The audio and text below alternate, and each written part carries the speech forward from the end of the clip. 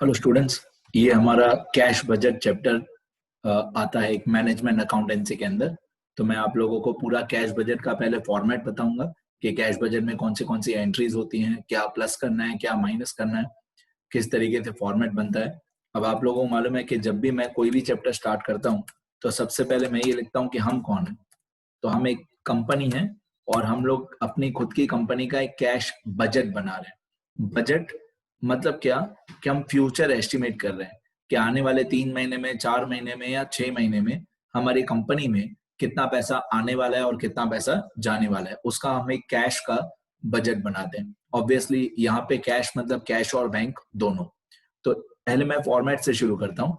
Cash budget of जो भी company होगी, dash dash dash dash company, उस कंपनी का नाम लिखेंगे। क्वेश्चन में दिया हुआ होगा कंपनी का नाम। फ्रॉम कौन से डेट से लेकर कौन सी डेट तक का कैश बजट बनाना है वो भी क्वेश्चन में बताया हुआ होगा। तो नॉर्मली ये जो नॉर्मली होता है कैश बजट, वो एग्जाम में नॉर्मली पूछते हैं या 3 मंथ्स का या 4 मंथ्स का या 6 मंथ्स का, ऐसे कैश बजट पूछते हैं। तो मैं ऐसे लिखता हूँ from this date to this date. समझो फ्रॉम 1 जनवरी टू 30 जून, तो 6 महीने का भी कैश बजट पूछ सकते हैं। अब कैश बजट का फॉर्मेट क्या होता है? सबसे पहले एक पर्टिकुलर्स का कॉलम होता है, उसके बाद जो भी अलग अलग मंथ्स हो। समझो हमको कैश बजट पूछा हुआ है अप्रैल से लेकर, तो अप्रैल, मई, जून, जुलाई। समझो 4 महीने का कैश बजट पूछा हुआ है अप्रैल, मई, जून, जुलाई। वो क्वेश्चन में बताया हुआ होगा कि कौन से महीने का आपको कैश बजट बनाना है। मोस्टली मंथ वाइज ही दिया हुआ होता है। 99% क्वेश्चंस मंथ वाइज ही होते हैं, अप्रैल, मई, जून, जुलाई। कभी कभी क्वार्टर्स की भी इंफॉर्मेशन आती है, लेकिन मैं वो अलग से सम्स वाले लेक्चर्स में, प्रैक्टिकल क्वेश्चंस वाले लेक्चर्स में उसका वीडियो अलग से बनाऊंगा। क्वार्टर्स वाला एक या दो ही पूरी टेक्स्ट बुक में क्वेश्चन होता है। बाकी मोस्टली 99% मंथ्स वाले ही क्वेश्चन होते हैं। अब यहाँ पे सबसे पहले आता है opening cash and bank balance. सबसे पहले आता है opening cash and bank balance. अब जो अप्रैल का 1 अप्रैल का ओपनिंग बैलेंस है, मतलब इस क्वेश्चन में जो हमको कैश बजट बनाना होगा वो 1 अप्रैल से लेकर स्टार्ट होगा। हमारा जो मतलब ये जस्ट एक एग्जांपल है, जस्ट एक फॉर्मेट का एग्जांपल बता रहा हूँ। तो इस क्वेश्चन में जो हमारा कैश बजट होगा वो 1 अप्रैल, जो भी ईयर है 1 अप्रैल, मान लो 2020 है, 1 अप्रैल 2020 से लेकर हमारा कैश बजट बनेगा इस क्वेश्चन में अप्रैल, मई, जून, जुलाई, तो 31 जुलाई 2020 तक। तो ऐसी हेडिंग आएगी हमारी। अब ये जो 1 अप्रैल का ओपनिंग बैलेंस है, 1 अप्रैल का कैश एंड बैंक बैलेंस है, ये क्वेश्चन में दिया हुआ होगा। वॉट एवर अमाउंट, कोई भी एक सर्टन अमाउंट दी हुई होगी, वो आपको यहाँ पे लिखना है।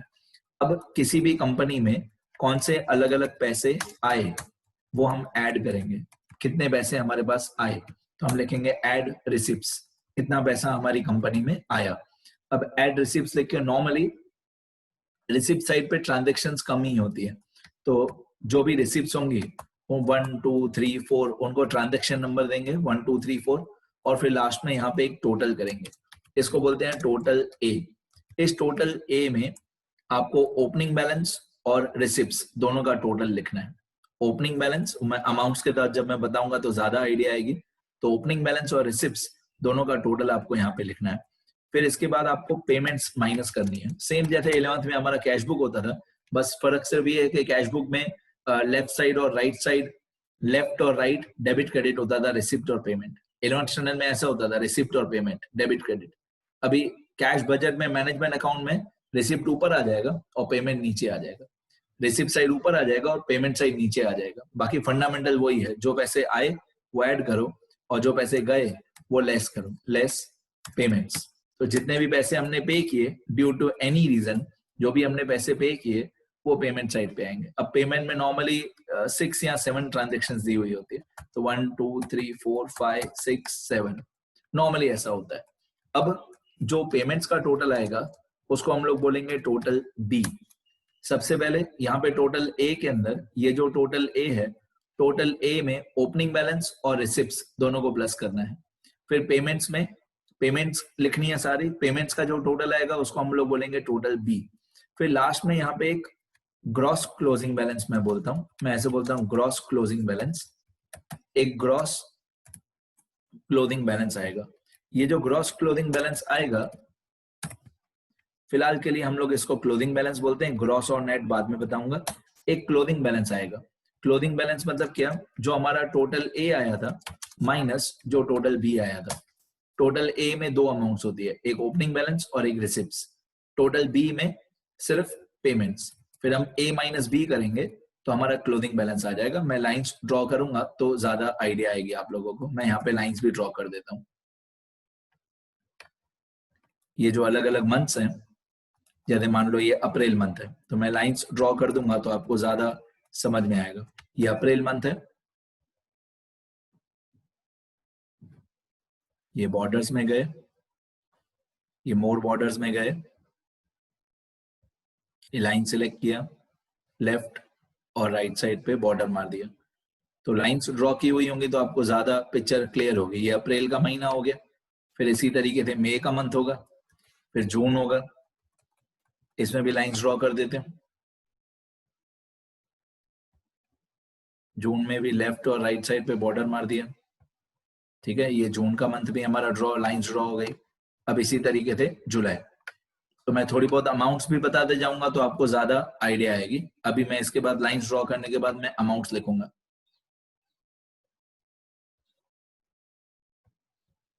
ओके, ये हो गया हमारा पर्टिकुलर्स और अप्रैल मई जून जुलाई।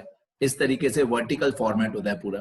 पहले सारा ओपनिंग बैलेंस और एड रिसिप्ट्स और उसके नीचे लेस पेमेंट्स। अब मान लो आप लोगों को, सपोज करो कि आपको कैश बजट में opening cash and bank balance April का दिया हुआ है।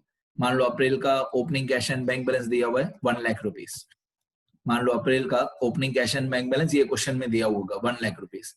अब रिसिप्ट साइड पे समझो एक अमाउंट है 20,000 और एक अमाउंट है 50,000, ठीक है। थर्ड अमाउंट जीरो कर देते हैं, फोर्थ अमाउंट जीरो कर देते हैं।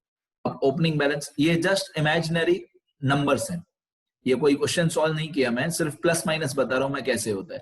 ये जो 1 लाख है ये क्वेश्चन में दिया हुआ होगा। इस 1 लाख में ये 20,000 और 50,000 ये प्लस कर दो, तो 1 लाख और 20,000 और 50,000 तीनों को प्लस कर दोगे तो 1,70,000 आएगा, और जीरो और जीरो, तो हमारा टोटल ए जो हुआ वो 1,70,000 हुआ। अब इस 1,70,000 में ओपनिंग बैलेंस भी आ गया और रिसिप्ट्स भी आ गया।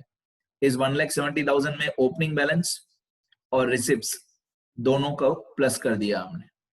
ये मैंने बॉर्डर्स भी लगा दिए।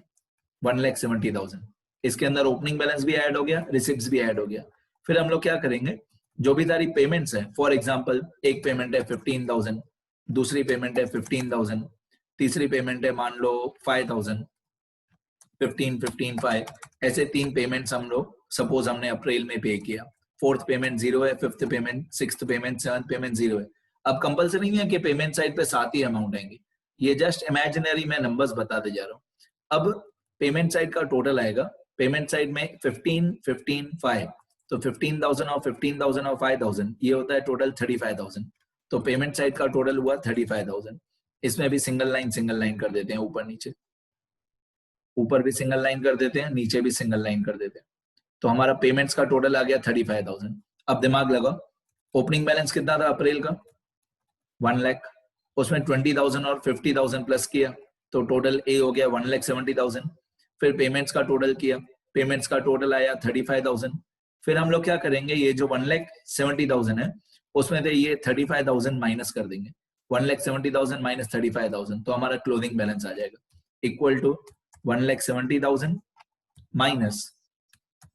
माइनस 35,000, तो हमारा क्लोजिंग बैलेंस आ जाएगा 1,35,000। ये जो 1,35,000 अप्रैल का क्लोजिंग बैलेंस आया, इसको हम लोग मई में ओपनिंग बैलेंस पे लिख देंगे। सेम जैसे हम 11th स्टैंडर्ड में कैश बुक में करते थे, अप्रैल का क्लोजिंग बैलेंस मतलब मई का ओपनिंग बैलेंस। तो इस 1,35,000 को हम लोग खुद ही अप्रैल में फर्स्ट डेट पे लेके जाएंगे। तो अप्रैल की फर्स्ट डेट पे हम लोग लिखेंगे 1,35,000। ये हमारा, सॉरी, फर्स्ट मई पे ओपनिंग बैलेंस हम लोग लिख देंगे 1,35,000। तो अप्रैल का क्लोजिंग मतलब मई का ओपनिंग। फिर इसी तरीके से जो मई का क्लोजिंग आएगा वो यहाँ पे आएगा, मई का क्लोजिंग। जो यहाँ पे मई का क्लोजिंग आएगा उसको हम लोग खुद ही जून के ओपनिंग बैलेंस पे लिख देंगे, ठीक है। फिर जून का जो क्लोजिंग आएगा उसको जुलाई के ओपनिंग में लिख देंगे। जून का जो क्लोजिंग आएगा उसको जुलाई के ओपनिंग में लिख देंगे, और लास्ट में जो जुलाई का क्लोजिंग बैलेंस आएगा, जो जुलाई का क्लोजिंग बैलेंस आएगा उसको लिख के छोड़ देंगे, कहीं पे भी ट्रांसफर नहीं करेंगे। अब मैं आप बस ये मैथमेटिकली क्या प्लस माइनस करना है वो मैं आपको बता दिया मैंने। इस चैप्टर में अच्छी बात क्या है, मैनेजमेंट अकाउंट में अच्छी बात क्या होती है, मैं यहाँ पे साइड में रूल्स लिख के देता हूँ, ये सब थियरी वाले पेजेस में लिखते जाना, ये रूल्स सब थियरी वाले पेजेस में लिखना। इस चैप्टर में अच्छी बात ये है कि इस चैप्टर में we do not have to prepare any journal entries or any account or any balance sheet। हम लोगों को इस चैप्टर में कोई जर्नल एंट्रीज या कोई भी अकाउंट या बैलेंस शीट नहीं करनी है। इन शॉर्ट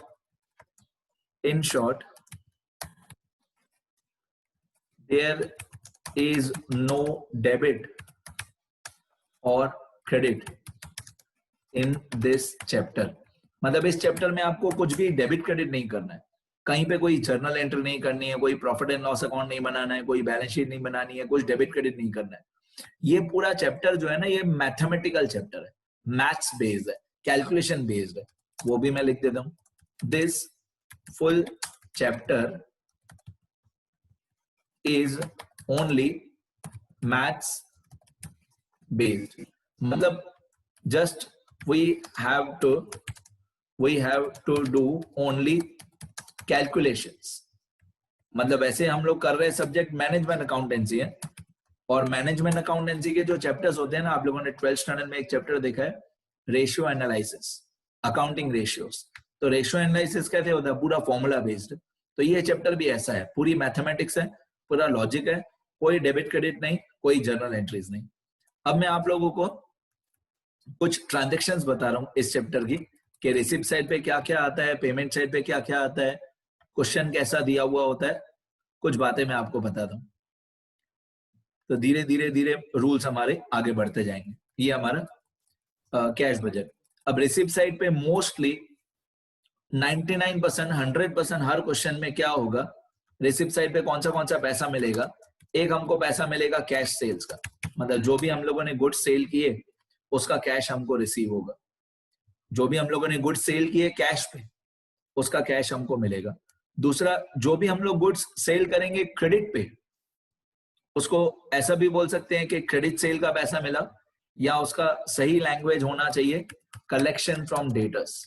मतलब हमको डेटर्स से कितना पैसा कलेक्ट हुआ, कलेक्शन फ्रॉम डेटर्स।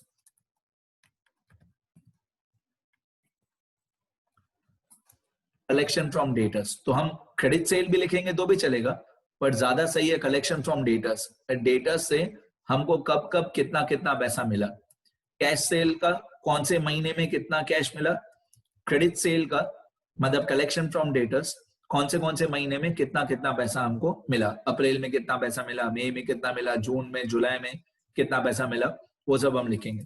फिर अगर कोई हम लोगों को इनकम हुई, अगर कोई हमारी कंपनी को इनकम हुई, फॉर एग्जांपल रेंट रिसीव्ड, अगर हम लोगों को रेंट रिसीव हुई तो वो हमारे लिए एक इनकम है। तो रेंट रिसीव्ड, अगर क्वेश्चन में दिया हुआ है रेंट रिसीव्ड या इंटरेस्ट रिसीव्ड, तो हमारे लिए इनकम है। तो क्वेश्चन में दिया होगा कि कौन सी रेंट कौन से मंथ में रिसीव हुई, तो कैश सेल का पैसा मिला, क्रेडिट सेल का पैसा मिला, इनकम का पैसा मिला। अगर हम लोग कोई फिक्स्ड एसेट बेचेंगे, सेल ऑफ एनी एसेट, हम लोग कोई भी फिक्स्ड एसेट या कोई भी करंट एसेट बेचेंगे तो उसका पैसा जो हमको मिलेगा वो भी रिसिप्ट साइड पे आएगा। बेसिकली सारी कैश ट्रांजैक्शंस हमको चाहिए, क्रेडिट ट्रांजैक्शंस नहीं चाहिए। कितना कैश आया, कितना कैश गया, वही हमको लिखना है। तो वो भी मैं रूल्स में यहाँ पे लिख देता हूँ, आप लोग भी ऐसे नए पेज पे रूल्स बना के लिखते जाना। अभी नहीं, पहले पूरा वीडियो कंप्लीट होने दो, सब कुछ पहले सुन लो, बाद में ये फॉर्मेट अच्छी तरह से एक बार पूरा वीडियो देख लेना, समझ लेना। पहली बार में कुछ लिखना नहीं, दूसरी बार जब आप लोग वीडियो देखोगे तब हर 2-2 मिनट में वीडियो को पॉज करके सब लिखते जाना। तो इन this chapter we should observe only cash. हम लोगों को सिर्फ कैश को ही ऑब्जर्व करना है, सिर्फ यही देखना है कि कैश कब आया और कैश कब गया, और हमको कुछ नहीं देखना है। डेटर्स को भी जब हम लोग गुड्स सेल करेंगे क्रेडिट पे, तो जब हम लोग सेल करेंगे, क्रेडिट सेल करेंगे, तब हमारे ट्रांजैक्शन काम के नहीं है, लेकिन उस क्रेडिट सेल का जब हमको पैसा मिलेगा तब हमारे काम का है। हमको सिर्फ कैश को ऑब्जर्व करना है। तो जिस दिन हमने गुड्स उधार पे डेटर्स को बेचे, मतलब जिस दिन हमने क्रेडिट सेल किया, उस दिन कुछ भी हमारे काम का नहीं है। लेकिन जिस दिन वो डेटर्स लोग हमको पैसा देंगे, क्रेडिट सेल का पैसा देंगे, उस दिन ट्रांजैक्शन हमारे काम की है।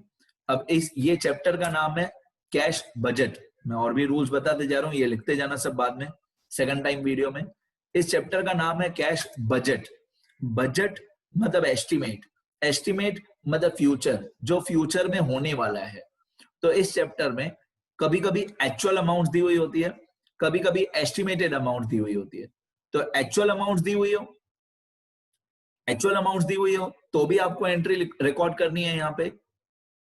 एस्टिमेटेड अमाउंट दी हुई हो तो भी आपको एंट्री यहाँ पे रिकॉर्ड करनी है। तो in cash budget, in cash budget actual amounts and estimated amounts both are recorded। मतलब कैश बजट में आपको एक्चुअल अमाउंट्स, एस्टिमेटेड अमाउंट्स सब लिखना है। अगर मान लो अप्रैल की एक्चुअल अमाउंट दी हुई है वो भी लिखनी है, अप्रैल की एस्टिमेटेड अमाउंट दी हुई है वो भी लिखनी है। एक्चुअल एस्टिमेटेड सब लिखना है आपको। अब एस्टिमेटेड के सिनोनिम्स आप अलग अलग बना सकते हो। एस्टिमेटेड को फोरकास्टेड भी बोलते हैं। एस्टिमेटेड या फोरकास्टेड एक ही बात है, या एस्टिमेटेड या फोरकास्टेड या बजटेड एक ही बात है। ये सिर्फ इसके सारे सिनोनिम्स हैं। एस्टिमेटेड, बजटेड, फोरकास्टेड ये सब सिनोनिम्स हैं, सब एक ही बात है। तो मेरी पॉइंट ये है कि कहीं कहीं पे क्वेश्चन में एक्चुअल अमाउंट दी हुई होंगी, कहीं कहीं पे क्वेश्चन में बजटेड अमाउंट दी हुई होंगी। आपको सबकी एंट्री कैश बजट में करनी है, कोई भी टाइप की अमाउंट दी हुई है। ओके, अब हम लोग पहुंचे थे कि कौन सा पैसा आएगा। कैश सेल से पैसा आएगा, डेटा से पैसा मिलेगा वो आएगा, फिर अगर कोई इनकम हुई हमारी उससे पैसा आएगा, अगर हमने कोई एसेट बेचा, कोई भी फिक्स एसेट बेचा उससे पैसा आएगा। अब हम कौन सा पैसा पे करेंगे, तो कैश सेल का उल्टा कैश परचेस। अगर हम गुड्स खरीदेंगे कैश पे तो वो पैसा हम पे करेंगे। फिर ऊपर सेकंड पॉइंट पे लिखा हुआ था कलेक्शन फ्रॉम डेटर्स, तो उसका उल्टा हो जाएगा पेमेंट टू क्रेडिटर्स। तो पेमेंट टू क्रेडिटर्स का पैसा हम लोग पे करेंगे। उसके बाद कोई भी एक्सपेंस होगा, रेगुलर एक्सपेंस, कोई भी रेवेन्यू एक्सपेंस होगा, रेगुलर रूटीन एक्सपेंस होगा, वो हम लोग पे करेंगे, जो हर महीने पे करते हैं। रेवेन्यू एक्सपेंस जो हम हर महीने पे करते हैं, सैलरी पे किया, या समझो वेजेस पे किया, सैलरी पे किया, factory overheads, office overheads, administration overheads, तो ये सारे एक्सपेंसेस हैं। मैं एग्जांपल्स लिख देता हूँ एक्सपेंसेस के, जो भी हम लोग एक्सपेंसेस पे करते हैं। For example factory overheads, factory OH मतलब overheads, factory overheads, administration overheads ये हम पे करेंगे। फिर factory overheads, administration overheads, selling and distribution overheads, selling and distribution overheads हम पे करेंगे। वेजेस का पैसा हम लोग पे करेंगे, सैलरी का पैसा पे करेंगे। ऐसे बहुत सारे अलग अलग एक्सपेंसेस आपको क्वेश्चन में दिए हुए होंगे। ठीक है, अब ध्यान से सुनना। सैलरी अगर हो अप्रैल महीने की, सैलरी समझो अप्रैल महीने की थी, फॉर एग्जांपल सैलरी अप्रैल महीने की थी 2000, लेकिन वो हमने पे किया मई में। सैलरी, ये आपको याद है फर्स्ट मंथ हमारा अप्रैल था, फर्स्ट मंथ हमारा कौन सा था, अप्रैल। तो सैलरी हम लोगों को, एक एम्प्लॉय को सैलरी 2000 रुपीज पे करनी थी अप्रैल की, लेकिन वो अप्रैल की सैलरी हम लोगों ने पे किया मई में। तो हम लोग कैश बजट में कौन से मंथ में लिखेंगे, मई मंथ में लिखेंगे। हम लोग इसको रिकॉर्ड करेंगे मई के महीने में। मतलब सैलरी है अप्रैल की, लेकिन हमने पे किया मई में, तो जिस महीने में पे किया उस महीने में हम कैश बजट में लिखेंगे। ठीक है, ठीक है। एक्चुअल कौन से महीने का सैलरी है वो हमारे काम का नहीं है। हमारे काम का ये है कि हमने उसको पे कौन से महीने में किया, राइट। तो कौन से महीने का सैलरी है वो हमारे काम का नहीं है, कौन से महीने में पे किया वो हमारे काम का है। ठीक है, हमको सिर्फ, मैंने यहाँ पे बताया आपको रूल्स में, हमको सिर्फ कैश को ऑब्जर्व करना है। In this chapter we should observe only cash. हमको सिर्फ ये देखना है कि कैश कब आया और कैश कब गया। जब कैश आया उस महीने में रिसिप्ट साइड पे लिखो, जब कैश गया उस महीने में पेमेंट साइड पे लिखो। अब ये हो गया हमारा एग्जांपल्स बताए मैंने कि कौन सी चीजें पेमेंट साइड पे आती है। कैश परचेज आता है, पेमेंट टू क्रेडिटर्स आता है, रेवेन्यू एक्सपेंसेस आते हैं। अब मान लो हम लोगों ने कोई एसेट खरीदा, ऊपर था sale of asset receipt side पे, पेमेंट साइड पे आएगा purchase of asset, purchase of any asset. अगर हम लोग कोई भी एसेट खरीदेंगे तो पैसे पे करने पड़ेंगे, तो ये पेमेंट्स में आएगा, ये लिखा हुआ है हेडिंग पेमेंट्स। तो मैं आपको अलग अलग एग्जांपल्स बता रहा था कि कौन से पैसे हम पे करते हैं। कैश परचेज का पैसा पे करते हैं, पेमेंट टू क्रेडिटर्स ये पैसा पे करते हैं, एक्सपेंसेस जो हर महीने खर्चे हम लोग पे करते हैं, परचेज ऑफ एसेट ये पैसा हम पे करेंगे। फिर रिसिप्ट साइड और पेमेंट साइड दोनों का टोटल करेंगे। जब हम लोग रिसिप्ट साइड का टोटल करेंगे, ये 1,70,000, तो इसमें ओपनिंग बैलेंस और सारे रिसिप्ट्स सबको प्लस कर देंगे। मतलब ये 1 लाख भी प्लस करेंगे और ये 20,000, 50,000, 0 ये भी प्लस करेंगे, तो टोटल आ जाएगा 1,70,000। अब 1 लाख और ये 20 और 50 ये हुआ 1,70,000। ये इसके अंदर ओपनिंग बैलेंस भी आ गया और रिसिप्ट्स भी आ गए। फिर पेमेंट साइड का टोटल अलग से करेंगे, 15, 15, 5, तो इनका टोटल हुआ 35,000। फिर 1,70,000 में थे 35,000 माइनस कर देंगे, तो क्लोथिंग बैलेंस आ जाएगा 1,35,000। फिर ये 1,35,000 जो अप्रैल का क्लोथिंग है, ये मई का ओपनिंग होगा। अप्रैल का क्लोथिंग 1,35,000, मतलब मई का ओपनिंग बैलेंस 1,35,000। ठीक है, अब स्टार्टिंग में मैं आपको इस क्लोथिंग बैलेंस को मैं लिख रहा था ग्रॉस क्लोथिंग बैलेंस। क्या करना, जब भी कैश बजट का फॉर्मेट बनाना, तो इस क्लोथिंग बैलेंस के नीचे 4 लाइन और ब्लैंक छोड़ देना। इस क्लोथिंग बैलेंस के नीचे 4 ब्लैंक लाइन हमेशा और छोड़ना, क्योंकि कोई टिपिकल क्वेश्चंस ऐसे होते हैं जिसमें इस क्लोथिंग बैलेंस के नीचे भी 3-4 अमाउंट्स होती है, लोन टेकन और लोन रीपेड करके। एक क्वेश्चन आता है loan taken, loan repaid, minimum cash balance. तो जब मिनिमम कैश बैलेंस वाला क्वेश्चन आएगा ना, तब इस क्लोथिंग बैलेंस के नीचे 4 लाइन और खाली चाहिए। तो फिलहाल अभी नहीं, धीरे धीरे सारे टिपिकल बातों पे जाएंगे। ये वीडियो मैं यहाँ पे ही एंड करता हूँ। ये सब लोग जिनको भी कैश बजट सिलेबस में है, अच्छी तरह एक बार वीडियो देखना। दूसरी बार जब वीडियो देखो तो एक अलग से नोटबुक बना के हर 1 मिनट में वीडियो पॉज करके सब लिख लेना। ठीक है बेटा, मिलते हैं नेक्स्ट वीडियो में।